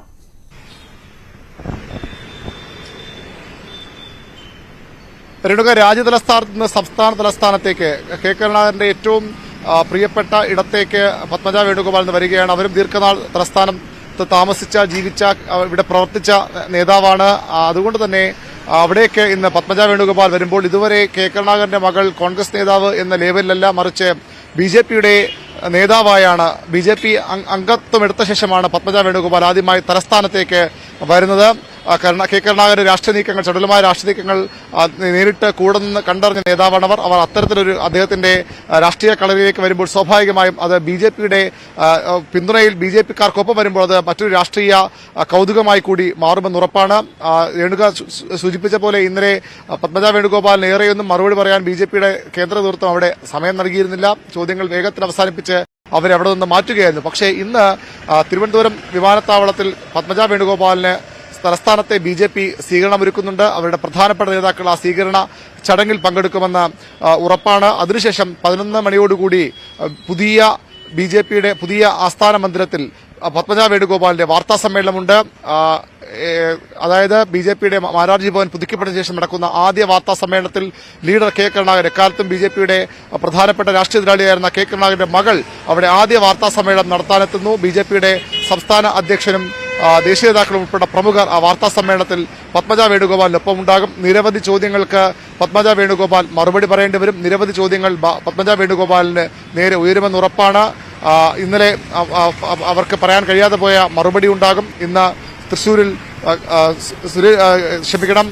സുരേഷ് ഗോപിയെ നേരിടാൻ കെ മുരളീധരൻ വരുന്നുവെന്ന വാർത്ത പുറത്തുവന്ന ശേഷം അവരുടെ വാക്കുകൾ വളരെ പ്രധാനപ്പെട്ടതാണ്. മാത്രമല്ല, അവർക്കെതിരെ ഇന്നലെ രാഹുൽ മാങ്കൂട്ടത്തിലടക്കമുള്ള കോൺഗ്രസിന്റെ യുവ നേതാക്കൾ നടത്തിയ പരാമർശങ്ങളുണ്ട്. അതിനുള്ള മറുപടി സ്വാഭാവികമായും അവരിൽ നിന്നുണ്ടാകും. ഇന്നലെ തന്നെ രാഹുൽ മാങ്കൂട്ടത്തിന് ടെലിവിഷനിലൂടെ നടന്നു വന്ന നേതാവെന്ന ഒരു മറുപടി പറഞ്ഞുകൊണ്ട് പത്മജ വേണുഗോപാൽ തന്റെ നിലപാട് വ്യക്തമാക്കിയതാണെങ്കിലും അതിൽ കൂടുതൽ പ്രതികരണങ്ങൾ ഉണ്ടായേക്കാം. പത്മജ വേണുഗോപാലിന്റെ BJPയിലേക്കുള്ള വരവ് വലിയ രീതിയിൽ തന്നെ ആഘോഷമാക്കുകയാണ് BJP നേതൃത്വം.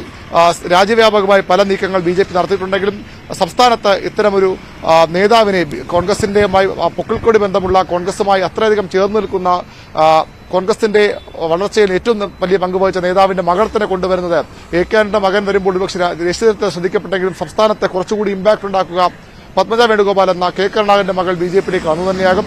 അത് പരമാവധി ആഘോഷമാക്കാൻ, രാഷ്ട്രീയ നേട്ടമാക്കാൻ BJP നേതൃത്വം തയ്യാറെടുത്തു കഴിഞ്ഞു. അതനുസരിച്ച് സ്വീകരണം തന്നെയാകും പത്മജ വേണുഗോപാലിന് തിരുവനന്തപുരം വിമാനത്താവളത്തിൽ ലഭിക്കുക. അതിനുശേഷം വാർത്താ സമ്മേളനത്തിലും BJP നേതാക്കളുടെ വലിയൊരു സംഘം അവർക്കൊപ്പം ഉണ്ടാകും. പത്മജയെ അവരുടെ ഏറ്റവും വലിയ ക്യാച്ചായി ഈ കേരളത്തിൽ BJP മറ്റു പാർട്ടികൾ നടത്തിയെടുത്ത ഏറ്റവും പ്രധാനപ്പെട്ട, ഏറ്റവും ശക്തമായ നേതാവായി തന്നെ ഉയർത്തിക്കാട്ടുകയാകും BJPയുടെ ലക്ഷ്യം. തീർച്ചയായും. എന്തായാലും ഇന്നും പത്മജ വേണുഗോപാൽ വാർത്തകളിൽ നിറയുമെന്നാണ് പ്രതീക്ഷിക്കുന്നത്. വിമർശനങ്ങൾക്കുള്ള മറുപടി ഉണ്ടാകുമെന്ന് പ്രതീക്ഷിക്കുന്നു. വാർത്താ സമ്മേളനത്തിൽ VV അരുണാണ് വിവരങ്ങൾ നൽകിയത്. നമ്മൾ ഇപ്പോൾ സുരേഷ് ഗോപി മാധ്യമങ്ങളെ കാണുന്നു തൃശ്ശൂർ. ഞാൻ പിന്നെയും എങ്ങനെ പറഞ്ഞുകൊണ്ടിരിക്കുന്നു. നിങ്ങൾ ആദ്യം ആ പള്ളിയിൽ നിങ്ങൾ എന്തിനു വന്നു എന്ന് ഞാൻ ചോദിച്ച ബൈറ്റ് എനിക്കിതാ. ഇനിയില്ലെങ്കിൽ ഞാൻ മീഡിയ കാണത്തില്ല. പള്ളിക്കകത്ത് എന്റെ ആചാരപൂർവമായ ചടങ്ങിന് വരരുത് എന്ന് ഞാൻ പറഞ്ഞ സൗണ്ട് വീഡിയോ എനിക്ക് വേണം. ഇല്ലെങ്കിൽ ഞാൻ നിങ്ങളെ ഇനി കാണില്ല. Very sorry. അത് വാശി തന്നെയാണ്. Thank you. സുരേഷ് ഗോപി മാധ്യമങ്ങളെ കാണുകയായിരുന്നു. നമ്മളൊരു ഇടവേളയിലേക്ക് പോവുകയാണ്. ഇടവേളയ്ക്ക് ശേഷം ഈ വനിതാ ദിനത്തിൽ നമുക്കൊപ്പം അതിഥികളായി ചേരുന്ന 2 പേർ നമുക്കൊപ്പം ചേരും. കുടുംബശ്രീയുടെ രജത ജൂബിലി കഴിഞ്ഞുള്ള വിജയഗാഥയുടെ വിശേഷങ്ങളുമായാണ് അവർ രണ്ടും നമുക്കൊപ്പം ചേരുന്നത്. കേരളത്തിൽ നിന്നുള്ള ലോകത്തിനുള്ള ഒരു സന്ദേശവും മാതൃകയുമായിരുന്നു സ്ത്രീ ശാക്തീകരണത്തിൽ കുടുംബശ്രീ. അതിന്റെ വിശേഷങ്ങളിലേക്ക് എത്താം ഇടവേളയ്ക്ക് ശേഷം.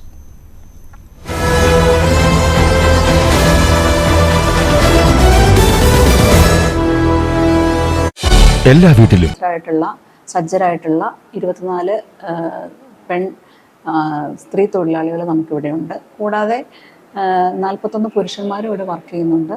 ഫാമിന്റെ മികച്ച പ്രവർത്തനങ്ങൾക്ക് ഈ വർഷത്തെ ജില്ലാ പഞ്ചായത്ത് പ്രസിഡന്റിന്റെ മികച്ച ഫാമിനുള്ള എക്സലൻസ് അവാർഡ് നേടാൻ ഈ സ്ത്രീ കൂട്ടായ്മയ്ക്ക് കഴിഞ്ഞു. ഫാമിൽ വിവിധ വിളകളുടെ കൃഷിയോടൊപ്പം ആട് വളർത്തൽ, പശുപരിപാലനം, പോത്തുപരിപാലനം, തേനീച്ച വളർത്തൽ, കൂൺകൃഷി, മത്സ്യകൃഷി എന്നിവ കൂടി ഉൾപ്പെടുത്തി സംയോജിത വിള പരിപാലനമാണ് നടത്തുന്നത്. ഞാൻ I1 ബ്ലോക്ക് പ്രതിനിധീകരിച്ചാണ് ജോലി ചെയ്യുന്ന ആളാണ്. അവിടെ കപ്പ, വാഴ, ടിഷ്യൂ കൾച്ചർ വാഴകൾ, ശീതകാല പച്ചക്കറികളായ കോളിഫ്ലവർ, ബ്രൊക്കോളി അങ്ങനെയുള്ള വിളവുകളെല്ലാം നടത്തുന്ന കൃഷിസ്ഥലമാണ്. അതുപോലെ ബ്ലോക്കുകളിലെ ജാതി, തെങ്ങ്, മറ്റുള്ള വിവിധയിനം കൃഷികളും ഞങ്ങളവിടെ ചെയ്തു പോരുന്നു. വിവിധ ബ്ലോക്കുകളിലായി 10 ഇനം പ്ലാവ്, 32 ഇനം മാവ്, 4 ഇനം തെങ്ങ്, 8 ഇനം കൊക്കോ, 3 ഇനം കശുമാവ്, 10 ഇനം കുരുമുളക്, 2 ഇനം ജാതി, അടയ്ക്ക, 22 ഇനം വിദേശ ഫലങ്ങൾ എന്നിവയുടെ തോട്ടങ്ങൾ പരിപാലിച്ചു വരുന്നു. ഇതോടൊപ്പം വിവിധ പച്ചക്കറികൾ, കിഴങ്ങ് വർഗ്ഗവിളകൾ, നെല്ല്, ചെറുധാന്യങ്ങൾ എന്നിവയും കൃഷി ചെയ്യുന്നു. ഫാമിലെ വിവിധ ഇനങ്ങൾ ഉപയോഗിച്ച് ബഡ്ഡിംഗ്, ഗ്രാഫ്റ്റിംഗ് വഴി ഗുണമേന്മയുള്ള നടീൽ വസ്തുക്കൾ ഉൽപ്പാദിപ്പിച്ച് ഫാമിലെ എക്കോ ഷോപ്പ് വഴി വിൽപ്പന നടത്തി വരുന്നുണ്ട്. കൂടാതെ എറണാകുളം, ഇടുക്കി ജില്ലകളിലേക്കും ആവശ്യമുള്ള നടീൽ വസ്തുക്കൾ കൃഷിഭവനുകളിൽ കൂടി കർഷകർക്ക് വിതരണം ചെയ്യുന്നുമുണ്ട്. സ്ത്രീകൾക്ക് കൂടുതൽ പ്രാതിനിധ്യമുള്ള നേര്യമംഗലം ജില്ലാ കൃഷിത്തോട്ടത്തിൽ തൊഴിലാളികളും ഉദ്യോഗസ്ഥരും ഒറ്റക്കെട്ടായി പ്രവർത്തിക്കുന്നതാണ് ഫാമിന്റെ വിജയത്തിന് കാരണമെന്ന് ഇവർ പറയുന്നു. ന്യൂസ് 18 നേര്യമംഗലം.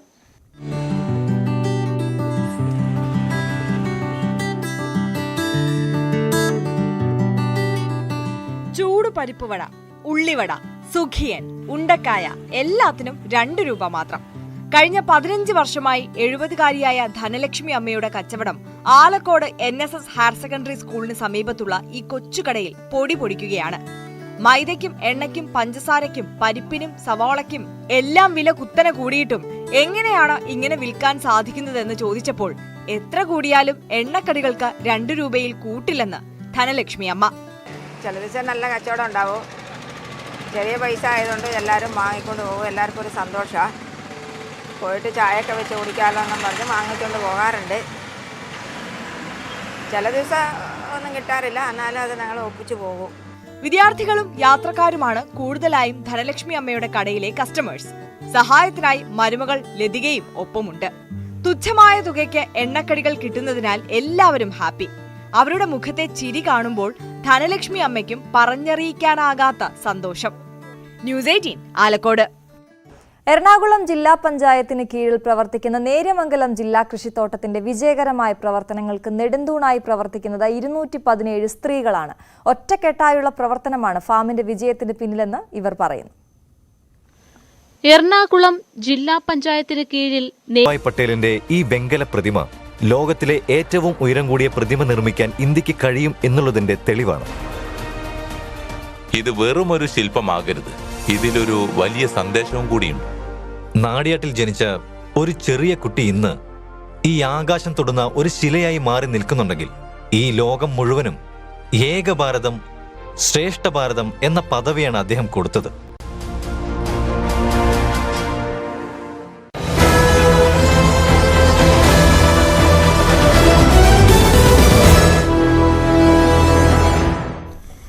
ഇന്ന് ലോക വനിതാ ദിനമാണ്. സമത്വപൂർണമായ പുതിയ ലോകത്തിന്റെ സൃഷ്ടിക്കായുള്ള പ്രവർത്തനങ്ങൾക്ക് കരുത്തുപകരാൻ സ്ത്രീകളെയും പെൺകുട്ടികളെയും ശാക്തീകരിക്കുക എന്ന ലക്ഷ്യമാണ് വനിതാ ദിന ആചരണത്തിനുള്ളത്.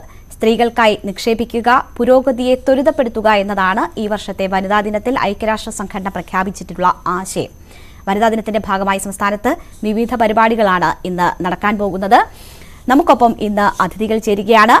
ഏഷ്യയിലെ തന്നെ ഏറ്റവും വലിയ സ്ത്രീ കൂട്ടായ്മയാണ് കുടുംബശ്രീ. സ്ത്രീ ശാക്തീകരണ, ദാരിദ്ര്യ നിർമ്മാർജ്ജന പ്രവർത്തനങ്ങളിലൂടെ കേരളത്തിലെ സാധാരണക്കാരായ സ്ത്രീകളിൽ ശ്രദ്ധേയമായ മാറ്റങ്ങൾ സൃഷ്ടിച്ച കുടുംബശ്രീ രജത ജൂബിലിയും പിന്നിട്ട് വിജയഗാഥ തുടരുകയാണ്. അതിന്റെ വിശേഷങ്ങളുമായാണ് നമുക്കൊപ്പം അതിഥികൾ ചേരുന്നത്. ശ്രീമതി പ്രിയദർശിനി, മുൻ കുടുംബശ്രീ CDS ചെയർപേഴ്സൺ ആണ്, പ്രിയ പോൾ, കുടുംബശ്രീ പ്രോഗ്രാം മാനേജർ എന്നിവർ. ആദ്യം പ്രിയദർശിനി, കുടുംബശ്രീ രജത ജൂബിലി ആഘോഷിക്കുകയാണ്. 20 വർഷത്തെ പ്രവർത്തന പരിചയം, 25 വർഷം കുടുംബശ്രീ ആഘോഷിക്കുമ്പോൾ അതിൽ 20 വർഷത്തെ പ്രവർത്തന പരിചയം പ്രിയദർശിനിയെ സംബന്ധിച്ചുണ്ട്. കുടുംബശ്രീയിലൂടെ വന്ന് ഇപ്പോൾ ജില്ലാ പഞ്ചായത്ത് അംഗമായി നിൽക്കുന്നു ഇല്ലേ? ജീവിതത്തിൽ കുടുംബശ്രീ വരുത്തിയ മാറ്റങ്ങളെ എങ്ങനെയാണ് കാണുന്നത്? ഇവിടെ സൂചിപ്പിച്ചതുപോലെ കുടുംബശ്രീ 1/4 നൂറ്റാണ്ട് പിന്നിട്ടിരിക്കുകയാണ്. കേരളത്തിൻ്റെ നൂതനമായ ഒരു വികസന മാതൃക ഒരുപക്ഷെ ലോകത്തിന് തന്നെ അത്ഭുതമായിക്കൊണ്ട് മുന്നേറിക്കൊണ്ടിരിക്കുകയാണ്. വ്യക്തിപരമായി തീർത്തും ജനാധിപത്യമുള്ള കൃത്യമായ രാഷ്ട്രീയ നിലപാടുള്ള ഒരു കുടുംബത്തിൽ ജനിച്ചു വളരുകയും അതിൽ നിന്ന് തികച്ചും വ്യത്യസ്തമായ ഒരു അന്തരീക്ഷത്തിലേക്ക് നമ്മുടെ പരമ്പരാഗതമായ രീതി അനുസരിച്ച് പറിച്ച് നടപ്പെടുകയും ചെയ്ത ഒരു വ്യക്തിയാണ് ഞാൻ വിവാഹജീവിതത്തിലൂടെ. അതുകൊണ്ട് തന്നെ തികച്ചും വ്യത്യസ്തമായ അന്തരീക്ഷത്തിൽ അതിനോടൊത്തുപോയിക്കൊണ്ടിരിക്കുമ്പോൾ എനിക്ക് വലിയ പ്രതീക്ഷയായിരുന്നു. 2004 കുടുംബശ്രീ എന്ന പ്രസ്ഥാനത്തിലേക്ക് ഞാൻ കടന്നു വരുന്നത്. എനിക്ക് ഒരിക്കലും തിരിച്ചു കിട്ടില്ല എന്ന് ഞാൻ കരുതിയിരുന്ന ഒരു പ്ലാറ്റ്ഫോം എൻ്റെ മുന്നിലേക്ക് തുറന്നിടുന്ന ഒരു വലിയ കാഴ്ച, ഭയങ്കര സന്തോഷകരമായൊരു കാഴ്ച, ഒരു ലോകത്തേക്ക് ഞാൻ കടക്കുകയായിരുന്നു. 2004 കുടുംബശ്രീയിലൂടെ വരികയും കുടുംബശ്രീയിൽ അംഗത്വം എടുക്കുകയും അതിനുശേഷം നിലച്ചുപോയ എൻ്റെ വിദ്യാഭ്യാസം തുടരുവാനും പൊതുരംഗത്തും അതേപോലെ തന്നെ പൊതുസമൂഹത്തിലും ആ സമൂഹത്തിൽ എൻ്റെ ചുറ്റുവട്ടത്ത് ഒരു ഫ്രണ്ട് സർക്കിൾ ഇല്ലാതിരുന്ന എനിക്ക് ഒരുപാട് സുഹൃത്തുക്കളെ ലഭിച്ചു കുടുംബശ്രീ എന്ന കൂട്ടായ്മയിലൂടെ. എൻ്റെ ആത്മവിശ്വാസം വർദ്ധിപ്പിക്കുകയായിരുന്നു. എനിക്കും ഇവിടെ ഒരു ഇടമുണ്ട് എന്നെന്നെ ബോധ്യപ്പെടുത്തിയത് കുടുംബശ്രീയാണ്. അതിലൂടെ പിന്നീട് 2012 ആയപ്പോൾ ഞാൻ കുടുംബശ്രീയുടെ ചെയർപേഴ്സണായി 6 വർഷക്കാലം അതിൻ്റെ കുടുംബശ്രീ എന്ന് പറയുന്നത് എല്ലാമായിക്കൊണ്ട് ഞാൻ മുന്നോട്ട് പോവുകയായിരുന്നു. അത് നേരത്തെ സൂചിപ്പിച്ചതുപോലെ കേരളത്തിൽ തന്നെ മിക്കവാറും എല്ലാ ജില്ലകളിലും സുഹൃത്തുക്കളെ ഉണ്ടാക്കിയെടുക്കുവാൻ സാധ്യമായ, ഒരുപക്ഷെ ഞാനിപ്പോൾ നിൽക്കുന്ന പ്ലാറ്റ്ഫോമിൽ രാഷ്ട്രീയത്തിലാണ് ഞാൻ നിൽക്കുന്നത്, ജില്ലാ പഞ്ചായത്ത് മെമ്പറാണ്, അവിടെ പോലും സാധ്യമാകുന്നതിനപ്പുറമായി ജില്ലയിലെ കേരളത്തിൻ്റെ സംസ്ഥാനത്തെ എല്ലാ ഭാഗത്തും സുഹൃത്തുക്കളെ ഉണ്ടാക്കിയെടുക്കുവാനായിട്ട് ഈ ഒരു കുടുംബശ്രീ സംവിധാനം എന്നെ സഹായിച്ചു. പല അനുഭവ മേഖലകൾ, വ്യത്യസ്തമായ ജീവിത അനുഭവങ്ങൾ പരസ്പരം പങ്കുവയ്ക്കുവാനും അതിൽ നിന്ന് ഞാൻ എത്രമാത്രം മാറി നിൽക്കുന്നു, എൻ്റെ അനുഭവം എന്തൊക്കെയാണ്, ഒരു വിലയിരുത്തൽ നടത്താൻ, ഒരു പഠനം നടത്താൻ, അതേപോലെ തന്നെ നമ്മളെക്കാളും മോശമായ സാഹചര്യത്തിലുള്ളവർക്ക് എനിക്കെന്ത് ചെയ്തു കൊടുക്കാൻ സാധിക്കും എന്നൊക്കെ ഒരുപാട് ചിന്തിക്കുവാനും സ്വപ്നം കാണുവാനും എന്നെ പഠിപ്പിച്ചത് കുടുംബശ്രീയാണ്. ഇന്ന് ഞാൻ രാഷ്ട്രീയ മേഖലയിൽ നിൽക്കുകയാണ്. തിരുവനന്തപുരം ജില്ലാ പഞ്ചായത്തിൻ്റെ മണമ്പൂർ ഡിവിഷൻ്റെ മെമ്പറായി നിൽക്കുമ്പോൾ കുടുംബശ്രീ തന്ന ഒരു മാനസികമായ ഉല്ലാസവും ആത്മവിശ്വാസവും അത് തന്നെയാണ് എനിക്ക് കൈമുതലായിട്ടുള്ളത്. തീർച്ചയായും. പ്രിയയുടെ വിശേഷങ്ങളിലേക്ക് കൂടി നമുക്ക് പോവാം. പ്രിയയ്ക്ക് 18 വർഷത്തെ കുടുംബശ്രീ ബന്ധം ഉണ്ട് പ്രിയയെ സംബന്ധിച്ച്. പ്രിയ, അസാധ്യമായതൊന്നും ഇല്ല കുടുംബശ്രീക്ക് എന്നതാണ് പറയപ്പെടുന്നത്. കാരണം അവർ ഏത് മേഖലയിലും കൈവെക്കും, അവിടെ വിജയത്തിളക്കം ഉണ്ടാകും. പ്രിയയുടെ മേഖല ഏതാണ്? എങ്ങനെയാണ് ഈ അനുഭവങ്ങൾ, 18 വർഷത്തെ അനുഭവങ്ങൾ? ഞാൻ 2006 കുടുംബശ്രീയിലേക്ക് വരുന്നത്. കുടുംബശ്രീയുടെ ആ കാലഘട്ടം എന്ന് പറയുന്നത് കുടുംബശ്രീ സംവിധാനം കെട്ടിപ്പടുക്കുക, കൂട്ടായ്മകളെ കൊണ്ടുവരിക എന്നുള്ളൊരു സമയമാണത്. അപ്പം അന്ന് കുടുംബശ്രീയുടെ പ്രവർത്തനങ്ങൾ വളരെ പരിമിതമാണ്. കൂടുതൽ സ്ത്രീകളെ സംഘടനാ സംവിധാനത്തിലേക്ക് കൊണ്ടുവരിക, അവർ വീട്ടിൽ നിന്ന് പുറത്തു വരേണ്ടതിൻ്റെ അനിവാര്യത അവരെ മനസ്സിലാക്കുക, അവർക്ക് സാമ്പത്തികമായിട്ടും സാമൂഹികമായിട്ടുമുള്ള ഉന്നമനം, അതായത് വീട്ടിൽ തന്നെ അടഞ്ഞുകൂടിയിരുന്ന സ്ത്രീകളെ വെളിയിലേക്ക് കൊണ്ടുവരുമ്പോൾ അവർക്ക് ഒരുപാട് പരിമിതികളുണ്ട്. അവരുടെ സംസാരം, അവർക്ക് എന്താണ് ചെയ്യേണ്ടതെന്നറിയില്ല. നമ്മൾ പറയാറുണ്ട്, ഒരു സാമ്പത്തികമായിട്ടൊക്കെ അവർ മുന്നോട്ട് വരണം, വിദ്യാഭ്യാസം ഉണ്ടെങ്കിലും സ്ത്രീകൾ മുന്നിലേക്ക് വരുന്നില്ല എന്നൊക്കെ. പക്ഷേ വീട്ടിനുള്ളിൽ തന്നെ ഇരിക്കുന്ന ഒരു സ്ത്രീക്ക് ബിസിനസ് എന്താണെന്നറിയില്ല, ആൾക്കാരുമായിട്ട് ഇടപെടേണ്ടത് എങ്ങനെയാണെന്ന് അറിയില്ല. അപ്പോൾ ഇതിലേക്ക് അതിജീവിച്ച് ഈ സ്ത്രീകളെ മുമ്പോട്ട് കൊണ്ടുവരിക, കൈപിടിച്ച് കൊണ്ടുവരിക, അവർക്ക് വേണ്ടുന്ന സഹായം കൊടുക്കുക എന്ന് പറയുന്നത് ഒരു ദിവസത്തെ ആക്ടിവിറ്റി അല്ല. അത് ഒരുപാട് നാളത്തെ കൈപിടിച്ചുള്ളതും പരീക്ഷണാടിസ്ഥാനത്തിൽ നടത്തി വിജയപരാജയങ്ങൾ ഉൾക്കൊണ്ട് അതിൽ നിന്ന് വീണ്ടും പുതിയ സമീപനം എടുക്കുന്ന ഒരു സമയത്താണ് ഞാൻ കുടുംബശ്രീയിലേക്ക് വരുന്നത്. അപ്പോൾ അന്ന് സാമ്പത്തിക രംഗത്തേക്കെന്നുള്ള രീതിയിൽ സൂക്ഷ്മ സംരംഭങ്ങൾ ഏറ്റവും കൂടുതൽ ആൾക്കാരിലേക്ക് എത്തിക്കുന്ന ഒരു കൺസൾട്ടൻ്റായിട്ടാണ് ഞാൻ കുടുംബശ്രീയിൽ അന്ന് ജോയിൻ ചെയ്യുന്നത്. പിന്നീട് വിപണന രംഗത്തേക്ക് സ്ത്രീകളെ എത്തിക്കുക എന്നുള്ള രംഗത്തേക്കും, തുടർന്ന് റെസ്പോൺസിബിൾ ടൂറിസം, അതുപോലെ തന്നെ സംഘടനാ ശാക്തീകരണം. ഇന്ന് കുടുംബശ്രീ എന്ന് പറയുന്ന മോഡൽ മറ്റ് സംസ്ഥാനങ്ങൾക്ക് പരിചയപ്പെടുത്തുകയും ആ സംസ്ഥാനങ്ങളിൽ ഇതേ മാതൃകയിലൂടെ സ്ത്രീകളെ ശാക്തീകരിക്കുക എന്ന രംഗത്താണ് ഞാൻ നിലവിൽ പ്രവർത്തിക്കുന്നത്. അപ്പോൾ കുടുംബശ്രീയുടെ 25 വർഷത്തെ പ്രവർത്തനങ്ങൾ തന്നെയാണ് ഇന്ന് ഇന്ത്യ ഗവൺമെൻറ് മറ്റ് സംസ്ഥാനങ്ങൾക്ക് മാതൃകയായിട്ട് കണക്കാക്കുന്നതും പ്രവർത്തനം പരിചയപ്പെടുത്തുന്നത് കുടുംബശ്രീ തന്നെ നോഡൽ ഏജൻസിയായി പ്രവർത്തിക്കുന്നതും.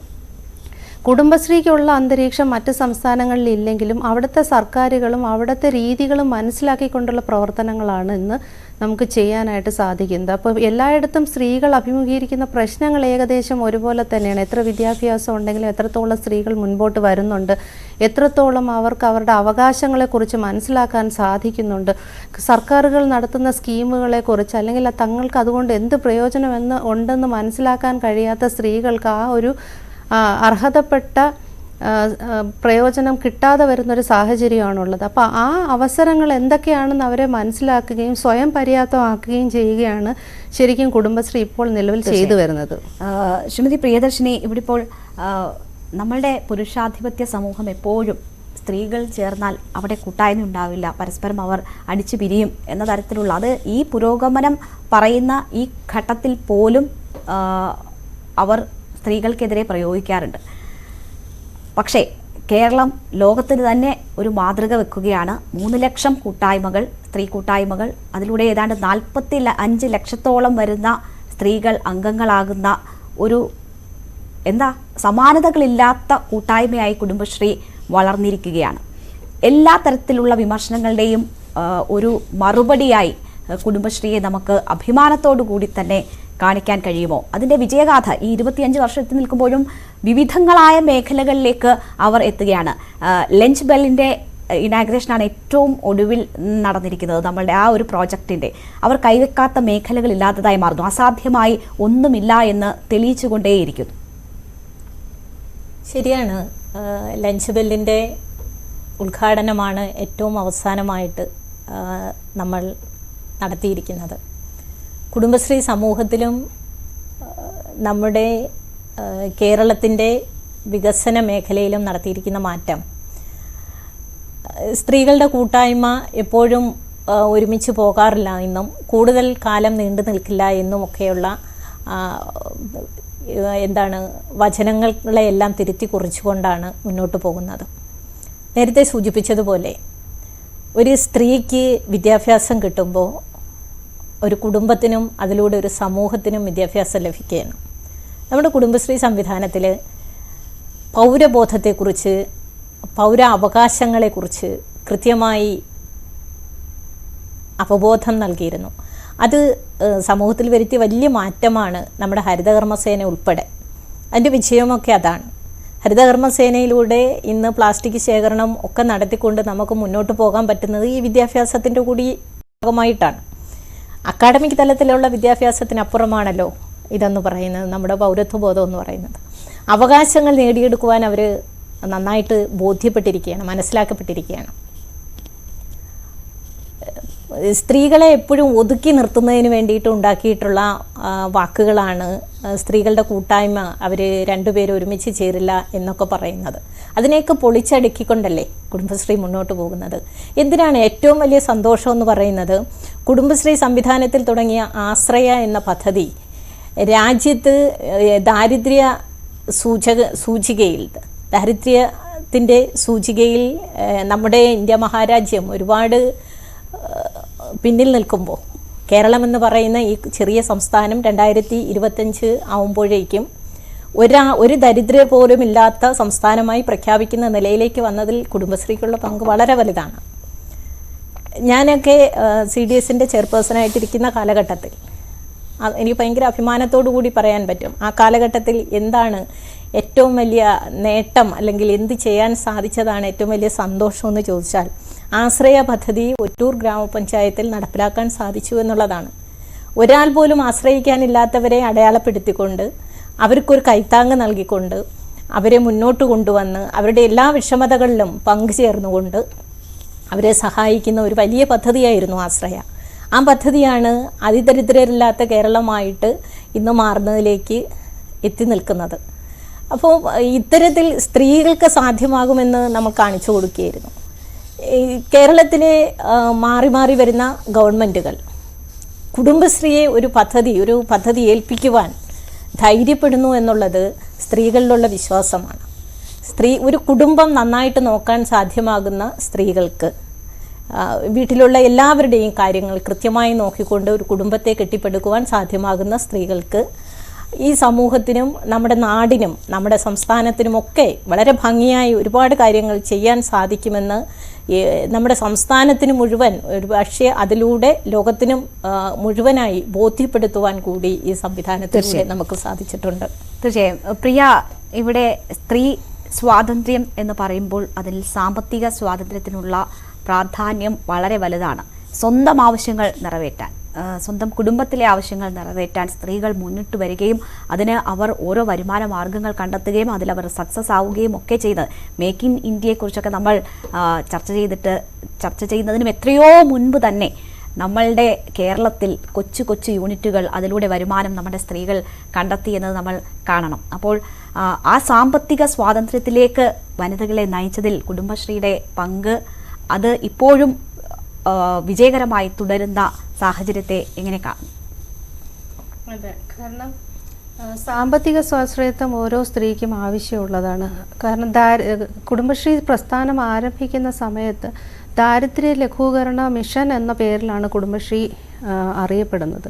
കുടുംബശ്രീ എന്നുള്ള പേര് തന്നെ ഇടാൻ കാരണം കുടുംബത്തിലേക്കുള്ള ഐശ്വര്യം അല്ലെങ്കിൽ കുടുംബത്തിലേക്കുള്ള ഐശ്വര്യത്തിൻ്റെ കാരണം സ്ത്രീയാണ് എന്നുള്ളൊരു ലക്ഷ്യത്തിലൂടെയാണ് നമ്മൾ വന്നത്. പക്ഷേ പുരുഷനോടൊപ്പം തന്നെ സ്ത്രീയും സമ്പാദിക്കേണ്ടതിൻ്റെ അനിവാര്യതയും ആ സമ്പാദ്യം ഉള്ളത് കൊണ്ടാണ് കുടുംബത്തിലേക്കുള്ള ഐശ്വര്യം ഉണ്ടാവുക എന്നുള്ളതുമാണ് നമ്മൾ അവിടെ കണ്ടിട്ടുണ്ടായിരുന്ന ലക്ഷ്യം. പുരുഷന്മാരുടെ ലഭിക്കുന്ന വരുമാനം വീടുകളിലേക്ക് പൂർണ്ണമായി എത്തണമെന്നില്ല. പക്ഷേ സ്ത്രീകൾക്ക് ലഭിക്കുന്ന വരുമാനം എന്ന് പറയുന്നത് കുട്ടികളുടെ വിദ്യാഭ്യാസം, വീട്ടിലുള്ള ആരോഗ്യ കാര്യങ്ങൾക്ക് അല്ലെങ്കിൽ അതുപോലെയുള്ള ഓരോ ആവശ്യങ്ങൾക്കും വേണ്ടിയാണ് ഓരോ സ്ത്രീയും അത് ചെലവഴിക്കുന്നത്. അപ്പോൾ സ്ത്രീകൾക്ക് സാമ്പത്തിക സ്വാശ്രയത്വം വേണമെന്നുള്ള രീതിയിൽ കുടുംബശ്രീ ആദ്യം മുതൽക്ക് തന്നെ ചെറിയ ചെറിയ സംരംഭങ്ങൾ അന്ന് പ്രോത്സാഹിപ്പിച്ചിരുന്നു. അപ്പം നേരത്തെ ഞാൻ പറഞ്ഞതുപോലെ തന്നെ സ്ത്രീകൾക്ക് ബിസിനസ് രംഗത്തേക്ക് വരുന്നതിന് പരിമിതിയുണ്ട്. അപ്പോൾ അവർക്ക് താല്പര്യമുള്ള മേഖലകൾ ഏതൊക്കെയാണോ അതാണ് ആദ്യഘട്ടങ്ങളിൽ നമ്മൾ പ്രോത്സാഹിപ്പിച്ചു വന്നത്. അത് ചെറിയ അച്ചാറാവാം, വീടുകളിൽ ചെയ്യുന്ന തയ്യൽ യൂണിറ്റുകളാവാം. അങ്ങനെ തുടങ്ങിയ കുടുംബശ്രീ പ്രസ്ഥാനം പിന്നീട് ആവശ്യങ്ങളും കാലത്തിനനുസരിച്ചുള്ള മാറ്റങ്ങൾക്കുള്ള സംരംഭങ്ങൾ വേണമെന്ന് മനസ്സിലാക്കിയിരുന്നു. കാരണം പിന്നീട് വന്നപ്പോഴത്തേക്കും ചെറിയ സംരംഭങ്ങളിൽ നിന്ന് ചെറിയ മുതൽ മുടക്കുള്ളതിൽ നിന്ന് ചെറിയ വരുമാനമേ ലഭിക്കുന്നുള്ളൂ. പക്ഷേ കൂടുതൽ മുതൽ മുടക്കും കൂടുതൽ റിസ്ക്കും എടുത്തു വരുന്ന സംരംഭങ്ങൾക്ക് അതിൻ്റേതായ വരുമാനവും അതിൻ്റേതായ വിജയവുമുണ്ട്, പരാജയങ്ങളും. ഇത് കുടുംബശ്രീ മിഷൻ 2006 ഒരു പഠനം നടത്തുകയും തുടർന്ന് അത്തരത്തിലുള്ള സംരംഭങ്ങൾ കൂടുതൽ മുതൽ മുടക്കുള്ള സംരംഭങ്ങൾ പ്രോത്സാഹിപ്പിക്കുകയും ചെയ്തു. അങ്ങനെയാണ് കുടുംബശ്രീയിലേക്ക് IT യൂണിറ്റുകൾ, അതുപോലെ തന്നെ അംഗൻവാടിയിലേക്ക് പൂരക പോഷകം സപ്ലൈ ചെയ്യുന്ന കുടുംബശ്രീ ന്യൂട്രിമിക്സ് യൂണിറ്റുകൾ, പിന്നീട് RO പ്ലാന്റ് തുടങ്ങി ഇന്ന് നിലവിലുള്ള ക്യാൻറ്റീൻ കേറ്ററിങ്ങുകൾ, അതിൻ്റെ ക്യാൻറ്റീൻ കേറ്ററിങ്ങുകളുടെ ഒരു അപ്ഗ്രഡേഷൻ എന്ന നിലയിൽ ലഞ്ച് ബെൽ, അതുപോലെ തന്നെ പ്രീമിയം കഫേ, സ്ഥിരമായിട്ടുള്ള നാടൻ ഭക്ഷണങ്ങൾക്ക് പുറമെ ഇന്ന് യുവജനങ്ങൾ ഏറ്റവും കൂടുതൽ ആഗ്രഹിക്കുന്ന അറേബ്യൻ ഫുഡും ചൈനീസ് ഫുഡും ഒക്കെ തരുന്ന പ്രീമിയം കഫേകൾ തുടങ്ങിയുള്ള പല രംഗങ്ങളിലേക്കും കുടുംബശ്രീ കടന്നു വരാനായിട്ട് ഇടയായി. എന്ന് മാത്രമല്ല, പൊതുവെ ഒരു ധാരണയുണ്ട് കുടുംബശ്രീ കൂട്ടായ്മയിലേക്ക് വരുന്നതെല്ലാം കുറച്ച് വയസ്സായ സ്ത്രീകളും അല്ലെങ്കിൽ വീട്ടിൽ ഒരു ജോലിയില്ലാത്ത കുറച്ച് സ്ത്രീകളുടെ കൂട്ടായ്മയാണ്. അതിലൊക്കെ ഉപരിയായിട്ട് ഇന്ന് യുവജനങ്ങളെ ഇതിലേക്ക് കൊണ്ടുവരികയും കുടുംബശ്രീ ഓക്സിലറി ഗ്രൂപ്പുകൾ ആരംഭിക്കുകയും ചെയ്തിട്ടുണ്ട്. 18 മുതൽ 40 അല്ലെങ്കിൽ 35 വയസ്സ് വരെയുള്ള സ്ത്രീകളുടെ കൂട്ടായ്മയാണ് ഓക്സിലറി ഗ്രൂപ്പുകൾ. അതിൽ നിന്ന് തന്നെ കൂടുതൽ സംരംഭ പ്രവർത്തനങ്ങളിലേക്ക് എത്താനും ഇന്ന് കുടുംബശ്രീക്ക് സാധിച്ചിട്ടുണ്ട്. തീർച്ചയായും സംഘടിത സ്ത്രീ മുന്നേറ്റത്തിന് കേരളത്തിന്റെ സംഭാവനയാണ്, കേരളത്തിന്റെ മാതൃകയാണ് ലോകത്തിന് കുടുംബശ്രീ. എന്തായാലും രജത ജൂബിലി പിന്നിട്ട് വിജയഗാഥ തുടരുകയാണ് കുടുംബശ്രീ. അത് കാലാനുസൃതമായ മാറ്റത്തോടെയുള്ള മുന്നേറ്റമാണ് എന്നത് ഏറെ പ്രതീക്ഷ നൽകുന്നതുമാണ്. വളരെ നന്ദി ഈ വനിതാ ദിനത്തിൽ ഞങ്ങൾക്കൊപ്പം എത്തി ഇത്രയധികം കാര്യങ്ങൾ പ്രേക്ഷകർക്ക് വേണ്ടി പങ്കുവച്ചതിന് വളരെ നന്ദി രണ്ടുപേരും. വാർത്താരംഭം പൂർണ്ണമാകുന്നു. നമസ്കാരം.